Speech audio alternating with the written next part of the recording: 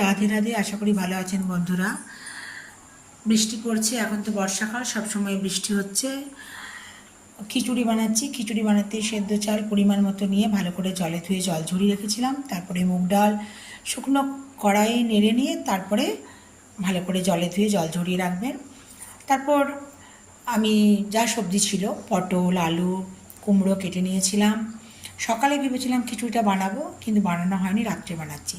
আর লাল শাক কেটেছিলাম, কুচিয়ে রেখেছিলাম যে ভাজবো, কিন্তু আমি এখন খিচুড়ির সাথে দিয়ে দিয়েছি, আলাদা করে আর ভাজিনি।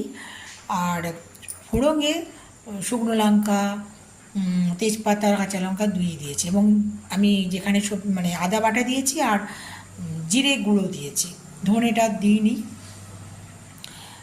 তারপর নুন, হলুদ এগুলো তো সব ঠিক মতন দিতে হবে। আর বেগুন ভেজে নিয়েছি আর ঢ্যাঁড়স ভেজে নিয়েছি। ভালো থাকবেন বন্ধুরা।